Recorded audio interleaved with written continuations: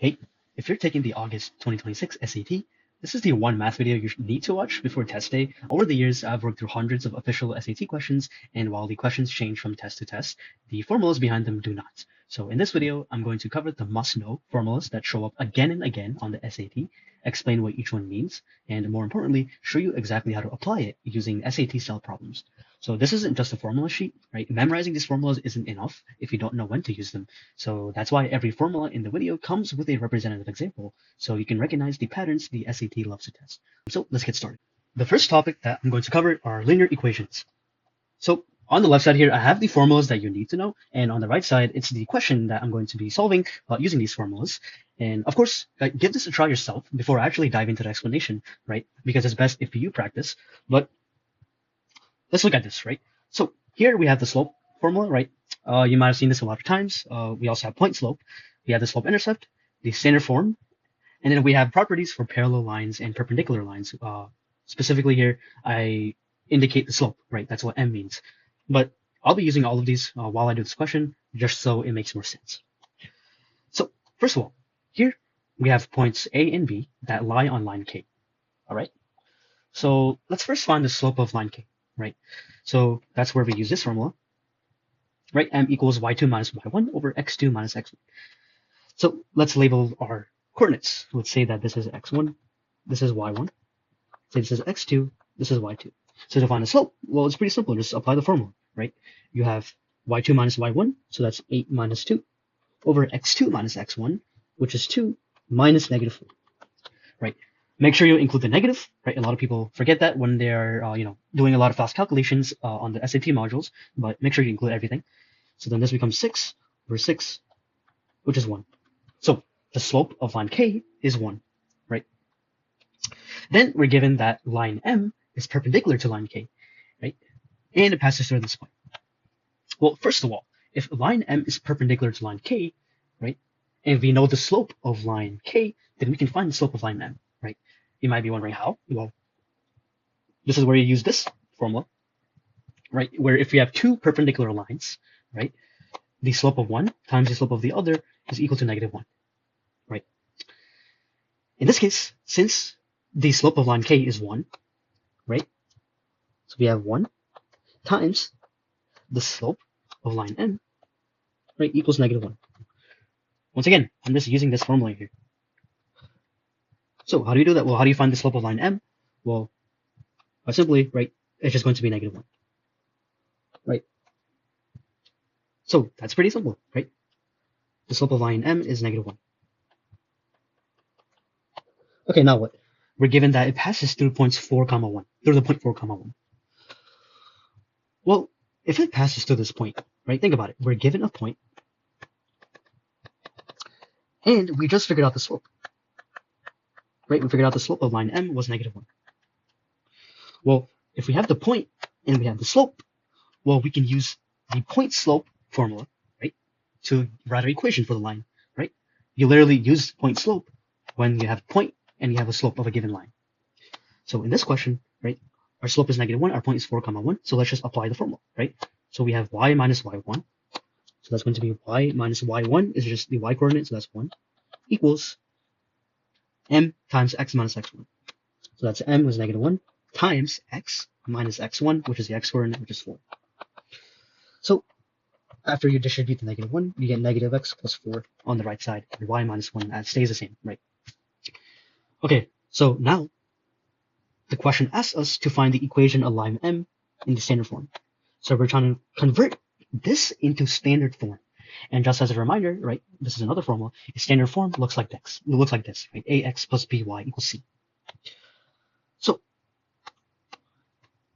how do we get it to that form? Right? How do we get to ax plus by equals c? Well, get the x's and y on one side. So if you add the x, you get a plus x here. That cancels out a plus x. So we have y plus x minus 1 equals 4. You add the 1 on both sides, so you get y plus x equals 5. And of course, you can rewrite this as x plus y equals 5. And that's this form, right? We have ax plus by equals c. We have that form. X plus y equals 5. What does that match with? That matches with answer choice A. So therefore, answer choice A is our correct answer here. So that's basically how you do this problem using these given formulas, right? I did not cover parallel lines, but just so you know, parallel lines have the same slope, right? That's what this means. For example, if we have the line y equals 8x plus 3 and y equals 8x plus 7, right? These are going to be parallel lines because they have the same slope, right? Once again, y equals mx plus b, right? The m is a slope, right? In slope-intercept form, m is slope. In this case, the slopes are 8, right? So since these lines have the same slope, they're parallel, right? The only thing different is that their y-intercepts are different. So hopefully that made sense, but let's move on to the next topic. Okay, next up is coordinate geometry. So again, on the left side here, we have the midpoint formula, the distance formula, and then the equation of a circle, right? Once again, the problem on the right, I'm going to use all these formulas to solve it. So let's look at this. So first of all, we have these points given, points A and B, and they are the endpoints of a diameter of a circle. So let's draw a diagram, right? It's always useful to draw diagrams, right? So we have a circle, right? And it's not going to be perfect, right? But here we have a diameter, right? And these are endpoints, right? Meaning they're, well, to be completely honest, they're end, right? Your points on the ends. So this is going to be point A, and this is going to be point B.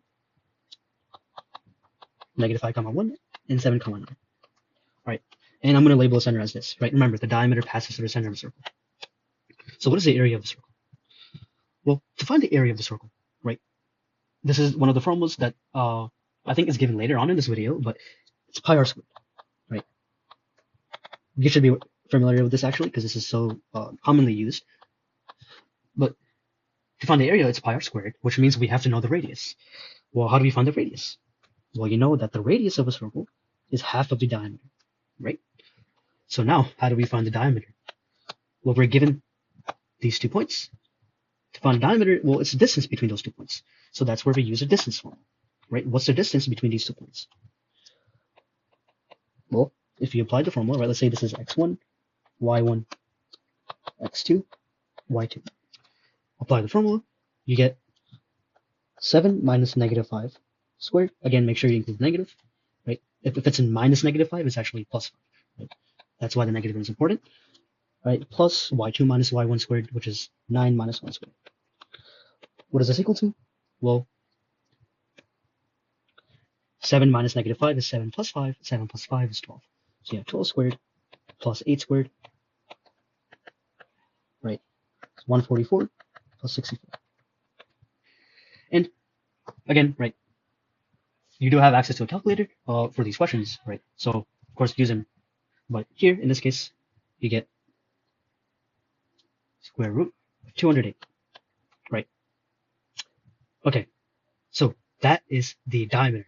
What is the radius of the circle? Well, the radius is the diameter divided by 2, right? So the radius is going to be square root of 208 divided by 2, right? And finally, the area is pi r squared. So you do pi times r squared. Oh, okay. It glitches out sometimes in my app, but okay, so yeah, that's this squared. That gives you pi times 208 over 4, right? Because you distribute this exponent to the numerator and denominator. 2 squared is 4, and the square root of 208 squared is just 208, right? What's 208 divided by 4? That's 52, and then times pi. So our answer is B, 52 pi. That's the area of our circle here, right? Okay, now, what are the coordinates of the center of the circle? Well, how do you find the center of a circle? In this case, we're given the endpoints, and we know that the center, right, is in the middle. So we just have to find the midpoint of these two. What's the midpoint of A and B? You use this formula, right? So you have negative 5 plus 7 divided by 2, comma, y1 plus y2 divided by 2, which is 9 plus 1 divided by 2. Right? This gives us, that simplifies to 1, this simplifies to 5. So the center is 1, 5, right? It's just a midpoint of the two endpoints, right? Again, finally, how do you find the equation of the circle? Well, the equation, right, is this. And I gave a diagram here just so you know what these constants mean. A comma B is the center of the circle, and R is the radius. And that's the equation. Well, in this question, we know that the center is 1, 5. Right, we just figured that out. What is the radius? Well, we figured out that the radius was square root of 208 over 2. So now, how do you write the equation? Well, it's going to be x minus a plus y minus b squared, right? So we have x minus a. In this case, a is going to be our x coordinate for the center, which is 1 squared, plus y minus b, which is the y coordinate of the center, which is 5. And that equals the radius squared. So that's square root of 208 over 2 squared. Lucky for us, we already found what r squared was, right? It was 52. So basically, the equation of our circle here is everything that's equal to 52. Right? Pretty simple, right? All you got to know is the center and the radius, and you just plug the formula in. But that's all the formulas you should know for this specific topic. Let's move on to the next one. All right, our next topic is quadratics. So on the left side, we have the vertex form of a parabola, the axis of symmetry of a parabola, the quadratic formula, which many of you might already know, and then the sum and product of the roots of a parabola. So let's look at this question. Here we have a quadratic function, right, given here, and it has x-intercepts at a and b and a vertex v. What is the area of triangle AVB? So it's always helpful, once again, to draw a diagram. So let's say you have a parabola, right? This is the x and y axis. Okay, and these are the x-intercepts, right? Once again, the x-intercepts are where the parabola intersects the x-axis. And then the vertex v. The vertex is the extreme point, or it's the maximum or minimum point in the parabola. In this case, it's the bottommost point, it's the minimum. Okay, so now how do we find the x-intercepts? There's two ways, right? First, you can factor this quadratic, right? If you factor this quadratic, right, and if you have knowledge about factoring, well then you'll recognize that this is just x minus 5 times x minus 1, right? And because, right, if you look at this graph here, right, you'll notice that the x-intercepts have a y coordinate of 0, right? Because the value of y is 0, right, at the x-intercepts. So that means if you set this equal to 0, you will get the x-intercepts, right? So you get x minus 5 equals 0, and then you have x minus 1 equals 0. So those are our two values of x for the x-intercepts, right? So now we know that the x-intercepts are 1, 0, and 5, 0. Right, that's one way to find them. Another way you can find the x-intercepts is by using the quadratic formula, right? And you use this if you either don't know how to factor, or if you can't factor, right? So, right, remember that a standard form of a quadratic is ax squared plus bx plus c. So in this case, the value of a is 1, the value of b is negative 6, and the value of c is 5, right? Don't forget that negative part, right, for negative 6. And then now you know the values of a, b, and c, you can just plug those into the quadratic formula, and you will get your values of x for the x-intercepts. But in this question, I won't do that because we already factored it, right? Okay, so now we have found the x-intercepts. How do we find the vertex?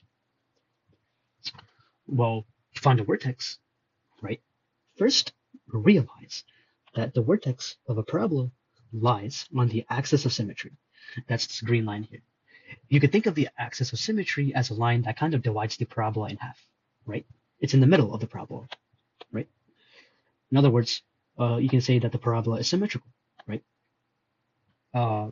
If you reflect the left side onto the right side, right, across that line. So now we know that this is the axis of symmetry.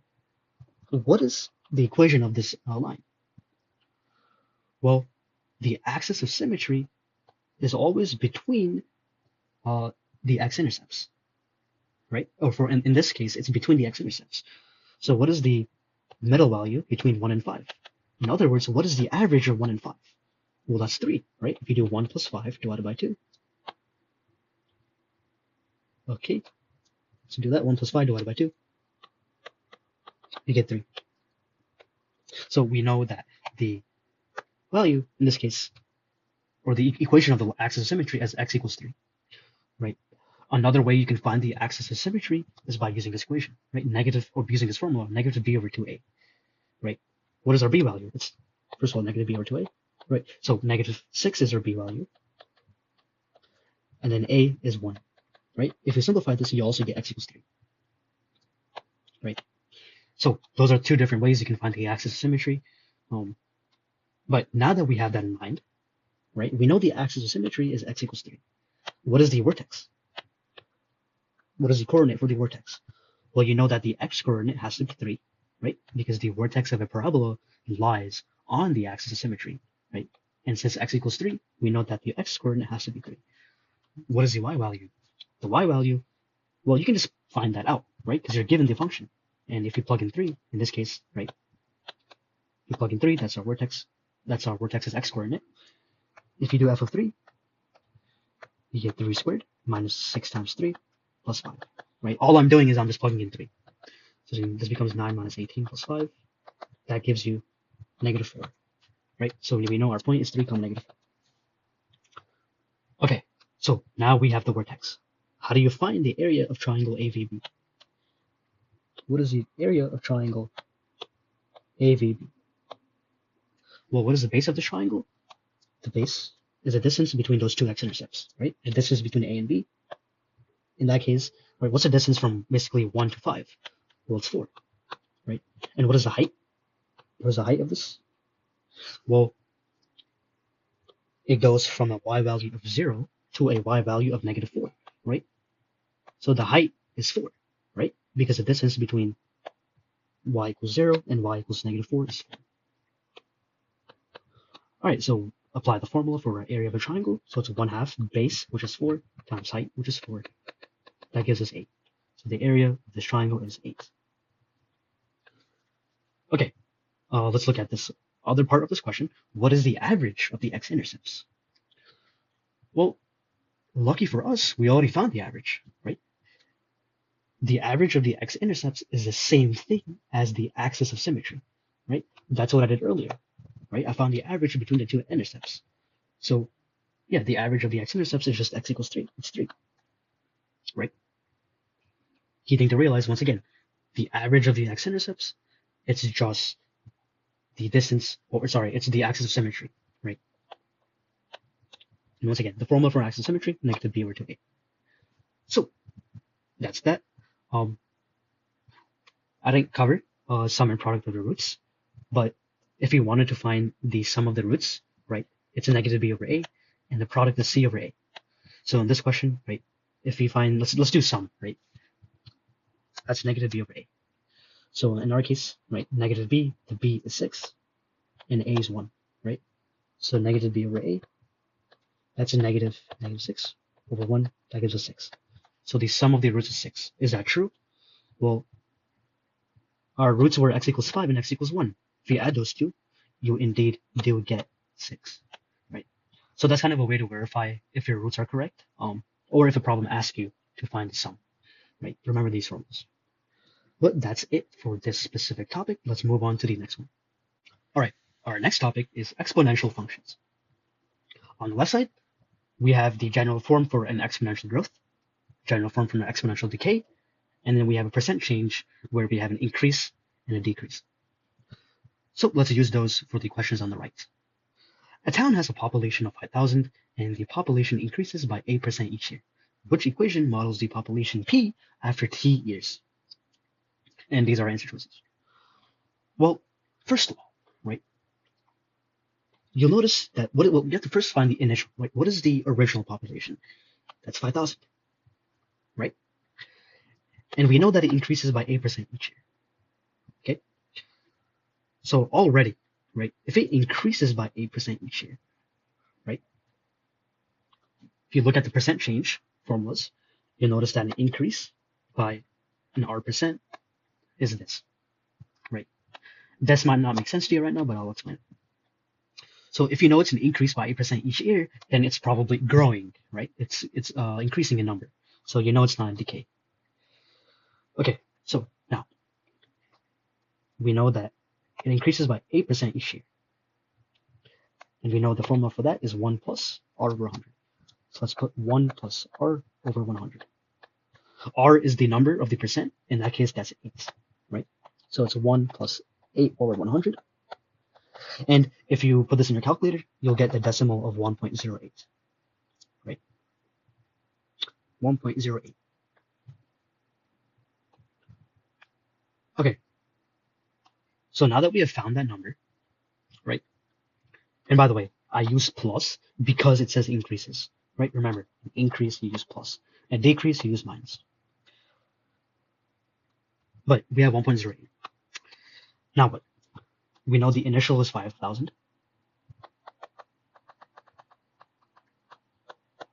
Right? And then we have 1.08 equals b. You might be wondering, what is b? Well, if you look at our exponential growth formulas, you'll see that a is the initial value and b is that number that goes inside the parentheses, right? You can think of it as a multiple, right? Or it's the base of the exponential. So in this case, so what's A? A is our initial value. Our initial value was 5,000. So we have 5,000, right? Now in parentheses, we have b, which is 1.08, right? And it's 1.08 to the x. So we have an x here. What does that match with? Well, that matches with answer choice B, right? Okay, common mistakes, right? Sometimes because you're going so fast, you end up thinking that B is 0.08, but because it's an increase, right, you still need that 1, right? This would actually be an exponential decay because this base here is less than 1, right? C is just not right because it's not even an exponential equation, it's a linear equation, right? But here we have an exponential equation because we have this specific phrase, right? It increases by a certain percent each year, right? So that means you're multiplying by something each year, right? You're not adding something, you're multiplying by something. So we know it's not C, and D is just not right, right? If you have 8 as your base, that actually means it increases by much more than 8%, right? So remember, it's 8 over 100, right? That's why you include the 8 over 100 here in your formula, right? You don't just put 8. Okay, so let's look at the second part. After 3 years, approximately how many people will live in the town? Well, after 3 years, well, we already know the equation, right? So to find the number of people who are living in the town after 3 years, well, you just plug in 3 for t, right? And whatever number you get, that's your answer. Okay, second question. A different town has the model this, right? That's the equation. Which statement must be true? Now, you'll notice, once again, this is of the form a times b to the x, right? A times b to the x. What is our value of b? Our value of b is 0.94. Well, you know that this has to be, first of all, it's a decrease, right? Because anytime our value of b is between 0 and 1, it's an exponential decay.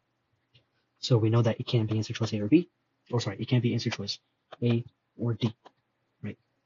Now, does it decrease by 6% each year, or does it decrease by 94% each year?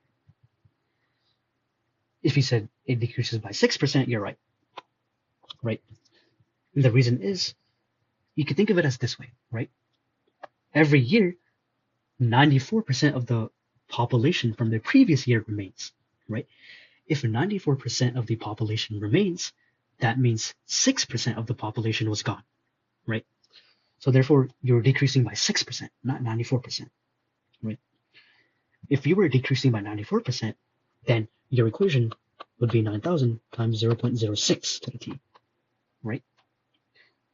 But in this case, you're decreasing by 6%, right? Another way to think about it, well, we know that this is a decrease, right? And this is the formula for a decrease, 1 minus r over 100, right? If our r was 8 or 6, right? R is a percent number. If r was 6, right, you have 1 minus 6 over 100, right? And that would give you 0.94, right? Which is exactly what the equation had in the first place, right? If your r was 94%, that would be 1 minus 94 over 100, and that would give you 0.06, which is not what the equation has, right? So those are a couple of ways to think about this. But that's all for this specific topic. Let's move on to the next one. Okay, let's talk about circles. On the left side, we have the formula for a circumference and an area, and then we have the arc length and sector area. Let's look at this problem. A circle has a radius of 12, and a sector of the circle has a central angle of 150. Let's draw a diagram to help us. So we have a circle, that's the center, the radius is 12, and the sector has a central angle of 150.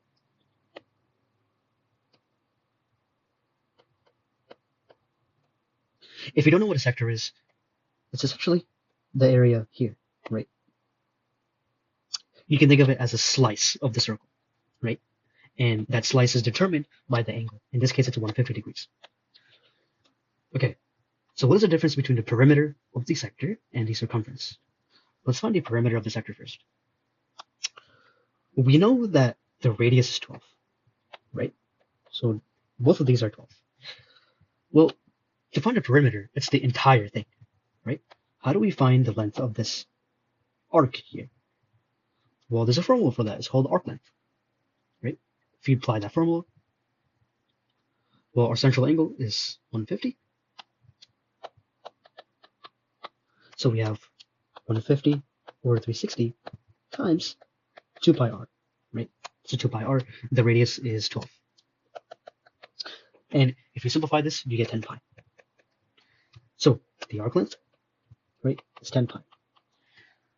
What is the perimeter of the sector, right? Well, you have to add all the lengths together, right? So we have 12 plus 12 plus 10 pi. You get 24 plus 10 pi. Okay, now what is the circumference of the entire circle? You know that the circumference is 2 pi r. Well, 2 pi r is just 2 times pi times 12, right? Our radius is 12. That gives us 24 pi. So now that we have those two values, what is the difference between the perimeter of the sector and the circumference? Well, you just subtract those two, right? So you do 24 plus 10 pi minus that 24 pi. And this equals 24 minus 14 pi, which is answer choice D. So that's how you do that problem, right? Sector area, I didn't cover sector area, but basically the area of a sector is just the area enclosed inside the sector, right? If you wanted to find that for this problem, right, it's very similar to finding arc length, right? You have that 150 over 360, right? Because that represents the part of a circle, right, or fraction of a circle. But instead, now you don't multiply by 2 pi r, which is the circumference, you multiply by pi r squared, right, which is the area. In this case, that's pi times 12 squared, that's 144 pi, right? And that gives you the area of the sector, right, the region enclosed inside this. But that's this topic. Let's move on to the next one. Okay, so now we have triangles. So there's fairly a lot to cover for triangles, but here we have the area of a triangle, which we already used earlier for that parabola question, the Pythagorean theorem. This should be extremely familiar to you. We have special right triangles, right? And then we have altitude-hypotenuse relationships. And for this formula specifically, or this specific set of relationships, I did make a previously I made a video on this, which I will attach the link to below, but I'll still cover this in this video, right? Just not as thoroughly. But let's look at this. So here we have right triangle ABC. Again, we're going to draw, right? It's always good to draw triangles, right? And the altitude CD is drawn to hypotenuse AB. So we have triangle ABC, and there's an altitude CD. Right? Okay. That's how our diagram looks like, right now. Because it says it's drawn to hypotenuse AB, all that means is that you connect the altitude to the hypotenuse, right? And of course, there's a right angle, because an altitude makes a right angle. Okay, so AD equals 9, and DB equals 16. What is the area of triangle ABC? So we have to find the area of this entire triangle. How do you do this? Well, you know the area of a triangle is 1/2 base times height.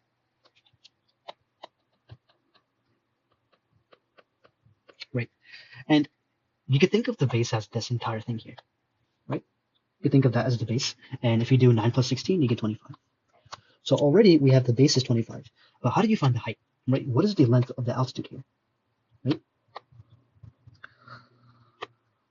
Well, this is where the altitude-hypotenuse relationships come in, right?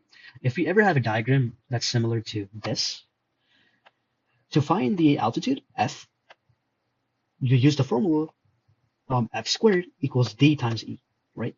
Equals those two segments, the product of those two segments.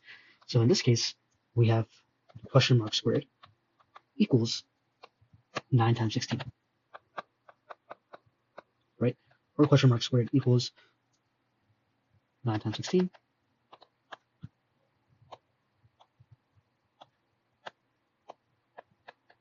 And 16 times 9, 144. You take the square root, so we have the altitude is 12. So we know that this question mark here is actually 12. Okay, so now we can find the area, right, because we know the height. So it's 1/2 25 times 12, which is basically 6 times 25.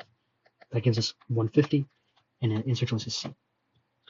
And once again, if you don't understand how I used these formulas here, I do have a video where I explained that previously, and it's attached below. Okay, now, what is the length of the shorter leg? Right? Let's assume that this is the shorter leg, right? It might not be, we'll find out soon enough. But how do you find the length of that leg? Once again, we have the formula, right? Where the leg squared equals d times this entire thing, right? And then once again, for the bigger leg, right? It's the bigger leg squared equals this segment times the entire thing. So in this case, let's say that this is x, this is y, right? So then we have x squared equals 9 times 25, right? And that means x equals the square root of 9 times 25, right? X equals the square root of 225, which is 15, right? So we have x equals 15. Now how do you find y? We have y squared equals 16 times 25. So we have the square root of 16 times 25. What is that going to be? Once again, you can use a calculator for this, but essentially, that's the square root of 400, which is 20. So x is 15 and y is 20, so the length of the shorter leg is 15 and the length of the longer leg is 20. And just to check, right, if x was 15, and we found these out, so I'm just going to replace that, 15, 20, right, we can check using Pythagorean theorem if this makes sense, right? So you have 15, 20, and 25, right? So you can check, well, does 15 squared plus 20 squared equal 25 squared? Well, it does, right? Because if you have 225 plus 400, that equals 625, right? So that's kind of a way you can check, right? Using the famous Pythagorean theorem. All right, so that's our first problem. Let's look at the second set, which focuses on special right triangles. So we have a square that has a side length of 10. So we have a square that has a side length of 10. All sides of a square are equal, so that means all of these are 10. Find its diagonal. A diagonal is literally just a diagonal. It connects two opposite vertices in a square. So how do you find the length of this? There are a couple of ways you can go about it. You can use the Pythagorean theorem, right? You can call this side c. So then you're left with 10 squared plus 10 squared equals c squared, right?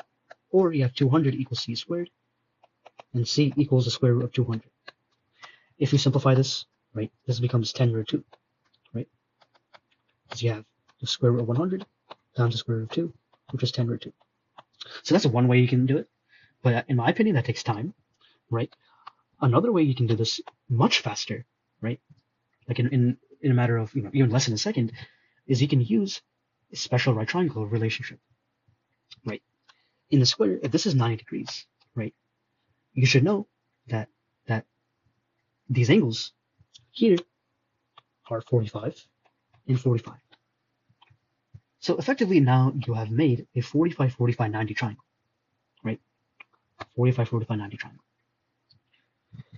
And if you know what a 45, 45, 90 is, well, you know that the ratio are 1, 1, and root 2, right? Or x, x, x root 2, right? That just means, right, if we have this diagram, I'm just going to make this quickly. This is x, this is x, this is x root 2, right? This is always the case for any 45, 45, 90 triangle. So in this case, right, Because x and x are both 10, well then x root 2, what is that going to be? Well, quite simply, x root 2, well, x is just 10, right? So it's just going to be 10 root 2. So that automatically gives you the answer of 10 root 2 without you having to do any, additional algebra. All right, and of course we have 30, 60, 90 triangles.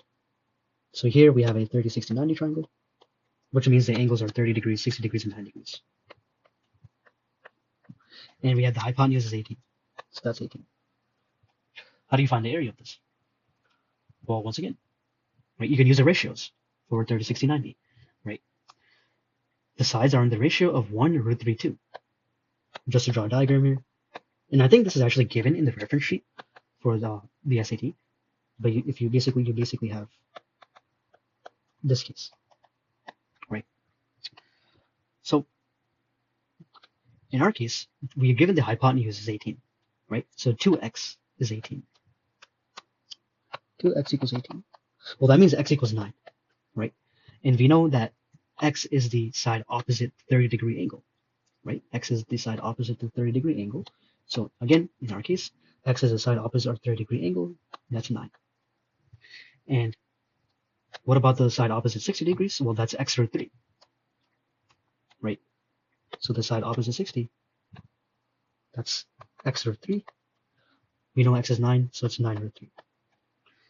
So if you know the sides, now how do you find the area? Well, it's just 1/2 base times height. So you do 1/2 the base, which is 9, and then the height, which is 9 root 3. And that gives us the area. If you want to simplify, you can, but this is 81 root 3 over 2. Right.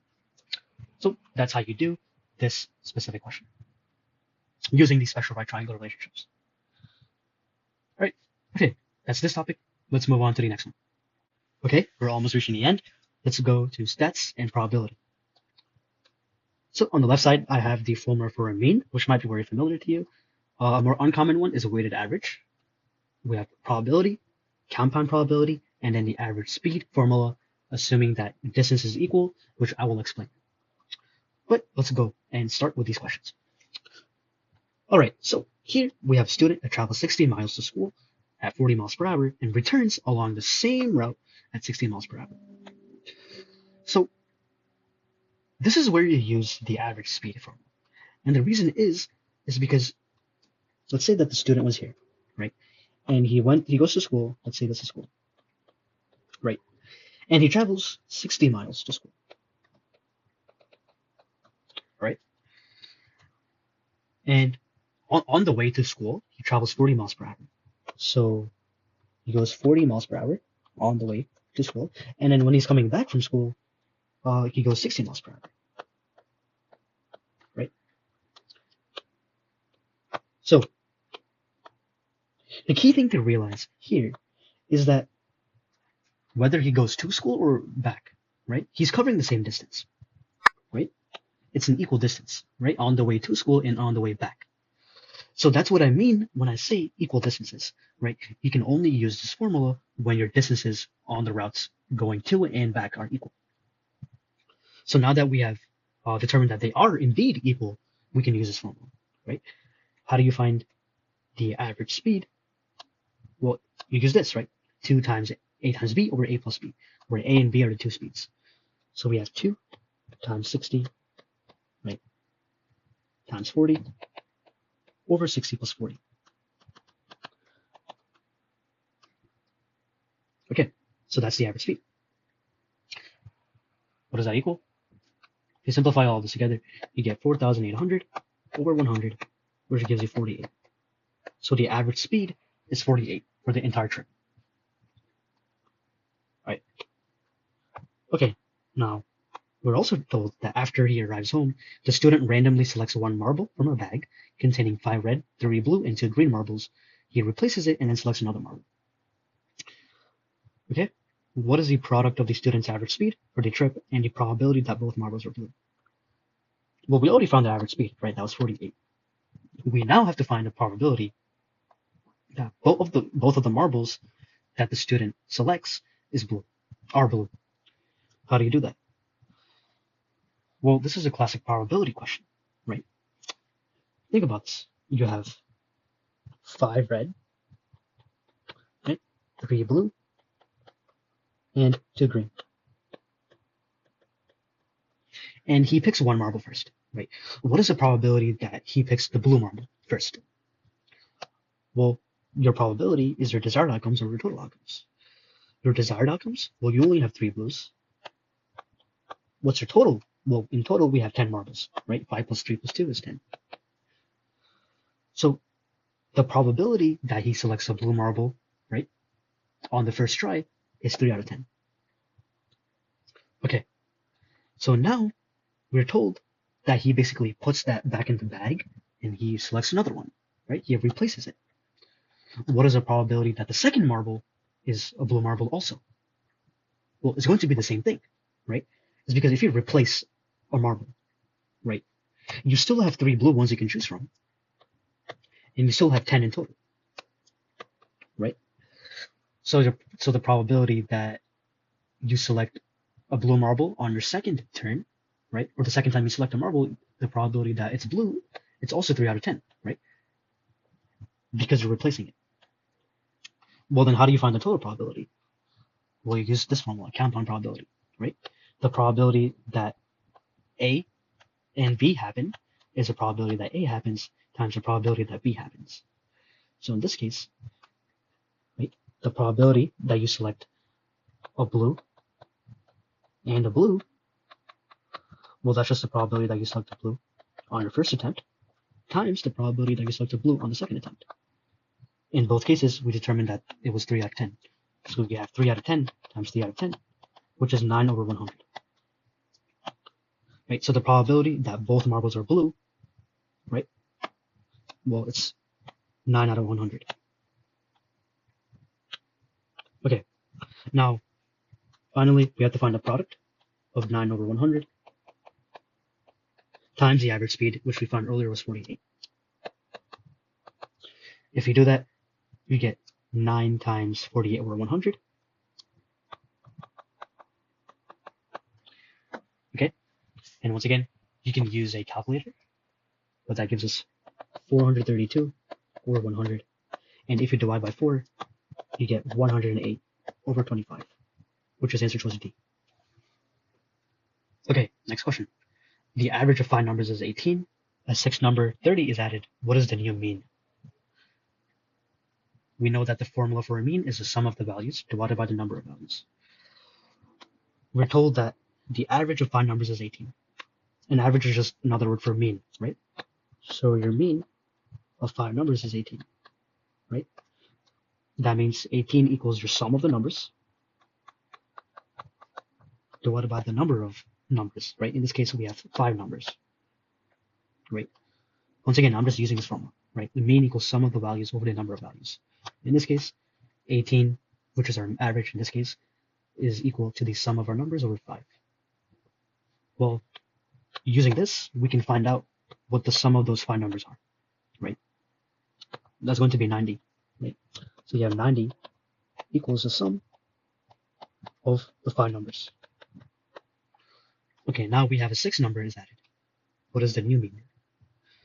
Well, to find your new mean, right, it's the same exact logic.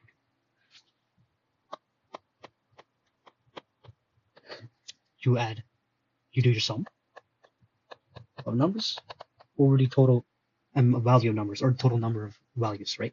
In this case, we have 6 numbers, right? Because now we have the 6th number being added. So your sum of numbers over your number of values, which is 6. What is the sum of the numbers? Well, you previously had 90, right, for your sum of the 5 numbers, and now you're adding 30, right? So you still have to add 30 to the mix, divide that by 6, you get 120 over 6, which is 20. So your new mean is going to be 20, right? Once again, right, your sum of the numbers for the new mean is going to be the 6th number that you're adding to the set plus the previous sum of the 5 numbers, right? That gives you the total sum of the 6 numbers. And it goes, again, we get 20, right? Okay, now finally, weighted average, right? This is the more uncommon type of thing, but it's still really important to know. A student's final grade is determined by the following weights. So here we have essentially that homework is worth 20% of your grade, quizzes are worth 30% every grade, and tests are worth 50% every grade. The student earns 95 for the grade on homeworks, 84 for the grade on quizzes, and 86 for the grade on test. What is the student's overall course grade, right? What's the final grade? Well, because you have weights, right? And you're trying to find the average the average grade, right? Your final grade, your overall grade. This is where you use your weighted average. This might look confusing to you, this formula, but I'm going to explain to you. So for average, right, when you're trying to find the average, but you have weights, what you do is you pair each category to the amount. What I mean by that is, well, if homework is worth 20%, right, first write 20% as a decimal, right, that's 0.2. And what you do is you multiply that with the grade itself that you got for homework. In this case, the student got 95. So you do 20% of 95, right? Likewise, for the quizzes, you do 30% of the grade you got, which is 84. And lastly, for your test, you do 50% of the grade you got, which is 86. So now you have these three. What do? Oh, we just add them, right? You add all these. Think of it as this. You're adding these individual weights to get your total weight, right? To get your total grade. So what do you get when you add all of these together? Well, if you add all these together, you get 19 plus 25.2. Again, I'm using a calculator, but you of course, I urge you to use one also. But here, right, if you add all these numbers together, your overall grade, right, your final grade is 87.2. Okay? So the student's final grade is 87.2. And that's how you do weighted average, right? Okay, last topic, algebraic identities and function transformations. On the left side, I have formulas for difference of squares, perfects for trinomials, function transformations, and the sum of the interior and exterior angles of a polygon. Let's start. So we have a graph of f of x, which is x squared, and I have decimals here to help me kind of show you some of the concepts for function transformations. But the graph of f of x is x squared, right? The g of x is negative 2 times x minus 3 squared plus 5. Okay, a regular polygon has one exterior angle measuring the same number of degrees as the x-coordinate of the vertex of g of x. Well, first of all, what is the x-coordinate of the vertex of g of x? The great thing about decimals is that it tells us, right? The x-coordinate of the vertex of g of x is 3, 5. Well, that's the coordinate, and then the x-coordinate is 3. Right? But before I move along, right, to the rest of the question, let me first explain to you what's happening, right, as of function transformations. First of all, right, we have f of x is x squared. The x minus 3 part, right, what that does is that it shifts the function to the right 3 units, right, as you can see in the black, right, that function is shifted the right 3 units, right, we call that a horizontal shift, right, and of course, right, as you can see on the left side here, that's f of x minus h. Now, if it was x plus 3, it would shift to the left 3 units, right? So if it's a positive, it shifts to the left 3 units. And if it's a negative 3, or if it's a minus 3, then it shifts to the right 3 units, right? Okay. And then what happens is that you're multiplying by negative 2, right? So let's just start with 2 first, right? So if you multiply by 2, what happens is that you're vertically stretching the graph, right? This graph is vertically stretched by a factor of 2. In other words, right, the point, let's say 0, 9, right? Well, if you vertically stretch it, now it's actually going to be 0, 18, because you'll notice that the y value is multiplied by 2, right? It goes from 9, and then 9 times 2 is 18, right? That's a vertical stretch. And finally, what we're doing is we're adding 5. What does that do? Oh, sorry, wait, no, hold on. We're multiplying by negative 1 first, right? And negative 2, what that does is it reflects the graph across the x-axis, right? Once again, negative f of x is a reflection across the x-axis. And finally, plus 5, right? All a plus 5 is doing is it's shifting the graph upwards, right? It's shifting it upwards 5 units. A plus 5 means it goes up 5 units, and a minus 5, of course, means it goes down 5 units. But in this case, it's plus 5, right? And that's how we get GLX. So yeah, I just wanted to explain kind of what was happening there with the function transformations, is because some of the questions do require you to know them, right? And you can pause the video, look at all of these. But now, we've determined that the x-coordinate of the vertex of GLX, right, was 3, right? Now, how do you find the number of sides of the polygon? Here, I mentioned that the sum of the exterior angles of any polygon is 360 degrees, right? It doesn't matter how many sides the polygon has, right? It always is 360 degrees. Well, in our case, each exterior angle is 3 degrees, right? Because it says one exterior angle measures the same as the x-coordinate of the vertex of GLX, which was 3. So we know that each exterior angle is 3 degrees. And well, we can combine the fact that each exterior angle is 3 degrees and the fact that there's 360 degrees total, right? When you add all the exterior angles together, right? You can use these two facts to determine that there's actually 120 exterior angles, right? Sorry for that noise in the background, but here, right, you can determine that there are 120 angles in total, right? 120 exterior angles in total, right? Because once again, it's 3 degrees for each exterior angle. There's 360 degrees in total for the exterior angles. So if you do 360 divided by 3, you get 120 exterior angles, right? That's the number of exterior angles in the polygon. Well, if there's 120 angles, then there's 120 sides, right? If you don't follow that logic, let's look at a triangle, right?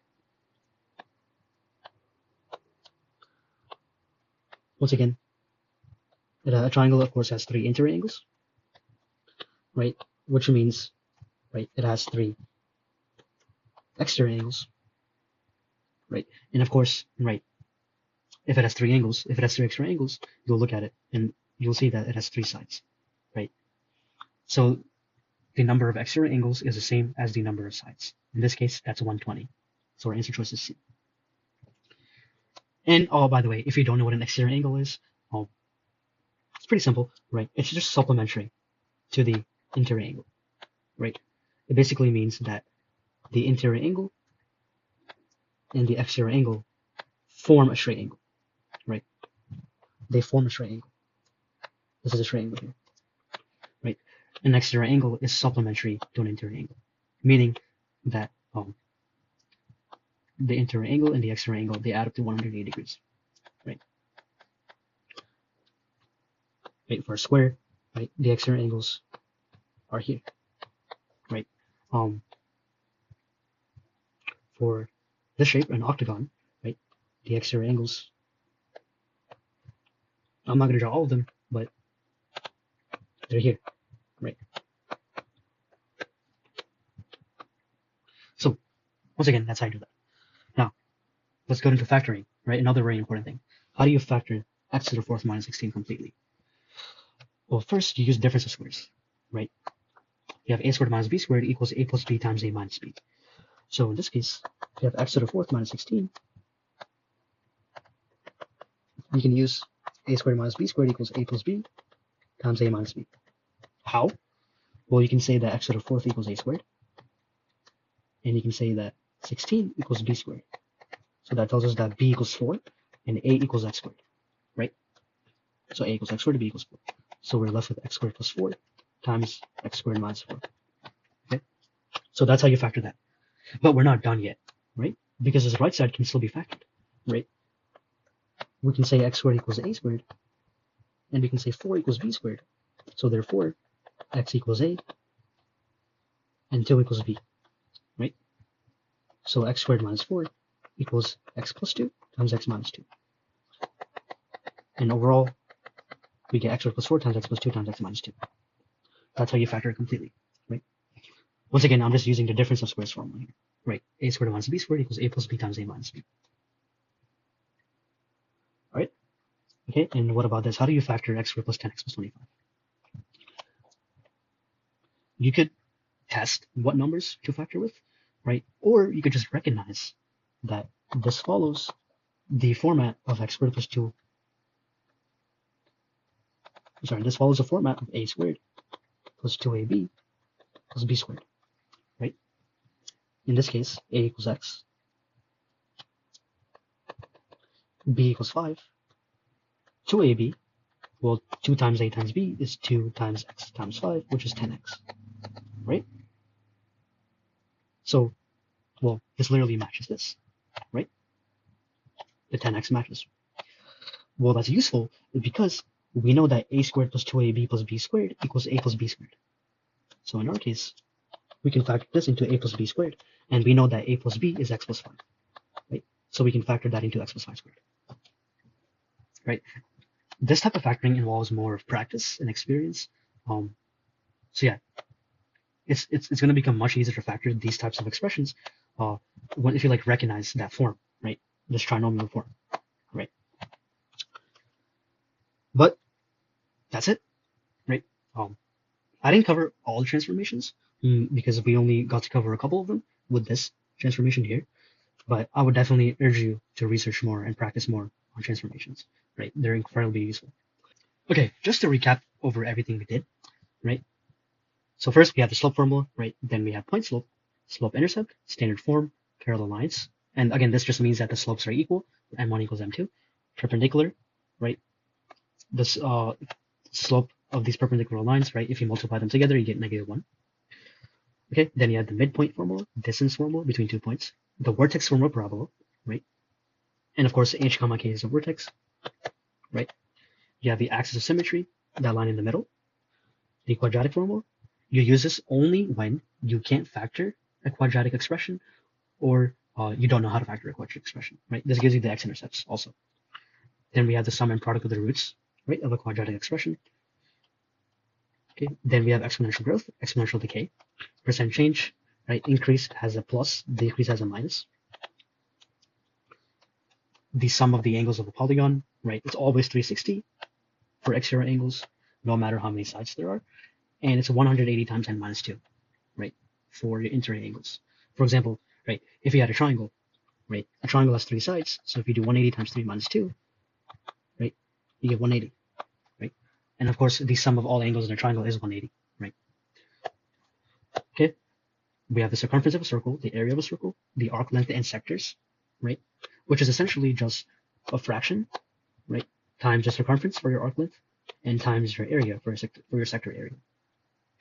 Okay, then we have your difference of squares for factoring. This is extremely important. You have your perfect square trinomials. Once again, these are more, or if you recognize, right? You have to recognize these. And this comes with practice. Your function transformations, right? Very important. The thing is, you can actually use Desmos for function transformations. But in my opinion, it's just better if you actually know each of them, right? Area of a triangle, Pythagorean theorem, your special right triangles, right? 45, 45, 90, and 30, 60, 90. Your altitude-hypotenuse relationships. Again, I have a video on this. Check that out below. I put it in the description. Your mean, which is your average, your weighted average, probability, right? This is simple probability. This is compound probability, right? Where if you have independent events. Your average speed with equal distances. The equation of a circle, right? In coordinate geometry, right? Where the center is a comma b and your radius is r. Okay, now here you might be wondering what this is. Well, this is like similarity and basically scale factors for similar figures. All of this will make sense through a video I explained some time ago. So I'll also include a link to that below. But this is very, very important. Not because it shows up a lot, but because it helps you solve extremely hard questions incredibly fast, right? And of course, same thing, right? Unit conversion. I do have a unit conversion lesson that I made earlier, right? And I'll attach the link to that also below. But whoever may be watching this, right, just good luck on your August SAT. If you know all these formulas, that's great. right? Once again, I urge you not to just memorize them, but also just to know when to use them, right? And I hope that through watching this video, you have a better idea of how to apply these formulas, right? But don't just think that if you know these formulas, then you'll know everything for the SAT, right? These are incredibly useful, but you also have to know other concepts, right? So once again, these are the most common formulas that appear on the SAT, but you also have to know other things, other concepts, right? And I've included, like, I have an entire playlist on SAT videos, if you want to check that out, right, after this video. But I'd encourage you to watch them, right, if you want more practice. But once again, good luck, right? But the most important thing is to look at your clock, look at your time, and make sure you don't spend too long on one problem, right? If you come across a problem that stumps you, just skip it, right? That's the best advice I can give you. And also, don't forget that you have access to Desmos, right? It's pretty powerful. And you can use Desmos for a lot of constant questions and function questions. So once again, right, those two things are kind of the best tips I have for you. But good luck. I hope you meet whatever score that you want to meet. And thanks for watching, and I'll see you next time.